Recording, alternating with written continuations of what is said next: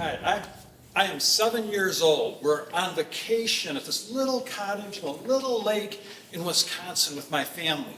And I'm super excited because my dad has just let me take the rowboat onto this little lake by myself. And it's one of those don't tell mom kind of things. And so I get in the boat and I'm rowing out. I'm 30 or 40 feet from the shore.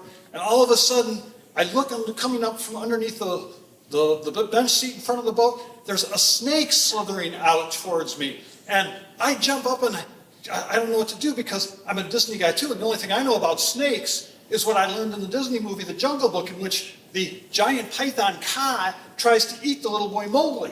And so I yell, "Dad, Dad, snake!" And he can't hear me because he's probably 100 yards away. He can't make out what I'm saying. And the snake's still slithering at me. So I decide I don't think about what I'm going to do. I just abandon ship. I jump into the lake. My dad sees me jump in. And I'm only 7 years old, so I'm just learned how to swim, but you should have seen me. I was like a torpedo going to that dock. I never went through the water that fast. And I get there, and my dad comes sprinting down to the dock to see what's going on, and I'm coughing out about 12 gallons of water as I'm trying to tell him that I was in the boat, and there's a snake in the boat. And my dad looks at me kind of skeptically, like, there's probably a rope jiggling around in there or something. But heroically, my dad jumps into the water, and he swims out to the boat and grabs the tie-up rope on the front of it and tows it back into the dock.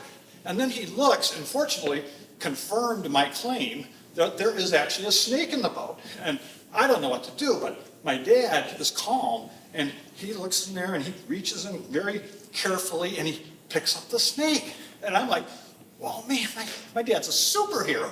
You know, I couldn't believe that he was doing this thing. He's got this fearsome snake that I was afraid of that was going to eat Mowgli, that's really the cause of the fall of humankind from the Garden of Eden. And my dad is just handling it, and I'm in awe of him. And he looks at it and he shows me, it's just a garden snake, you know, it doesn't hurt anything, it just eats insects. And by the time my dad had got done with it, I was holding the snake, and I felt pretty good about myself, too. And that was a great experience because the next time I had to deal with a snake, it was for real.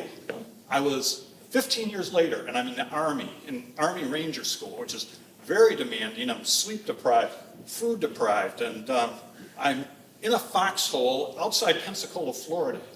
And there's, it's like the middle of the night, we're doing this raid patrol. And I'm supposed to be keeping vector watch, and I've got a rifle in the foxhole, and I commit the cardinal sin. I fall asleep on my rifle. And when I wake up, my head is looking under my arm, and curled up in this little dome under my armpit is a snake. And I don't know what kind of a snake, because the head is on the other side, and it's too dark and bright, I can't see the pattern. But I see at the end of the body is a rattle. And I think, oh my God, this is the end.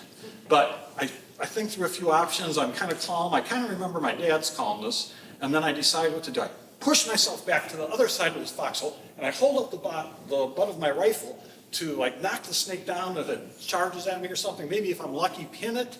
But the snake just keeps on sleeping because it was January in Florida where I was, and it was like cold at night, like a frost rain. It was looking for a place to go into semi-hibernation. So I didn't want to disappoint the snake, but I slithered out the back of that foxhole myself and looked for a different place to defend my position. And that was also an important lesson because the next time I had a snake episode, I have two little kids to defend. And this happens when my wife calls me down to our basement and says, the dryer's making a strange noise, and it's not even turned on. And so I've got a son who's 5 and a daughter who's 3, and they think, they're constantly bored, so they'll go down and do anything with me. And so my wife and the kids go down, and as soon as we walk in, I see the little plastic vent tube in the back of the dryer is moving around back and forth. And I say, oh, you know what? We've had some mouse problems. There's probably a mouse got into that thing, so I'm going to go let him out. And the kids are all like, a mouse, can we keep him? Is it a pet? Can we name him? Can we name him Gus Gus? And so I go down, I open up the little tube, and the kids are as close as they can get to see the mouse first. and the snake comes flying out of the dryer tube.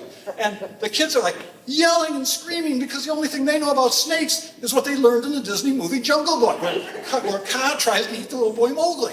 And so they're running around, screaming. And my wife is chasing the kids, trying to catch them and comfort them. And the snake has scared all of these people, and it's just supersonic, slithering all over the place. And I look at my whole family and say, stop. Say, settle down. You're scaring the snake. And they look at me like I'm crazy if they think I think the snake is half as afraid as they are.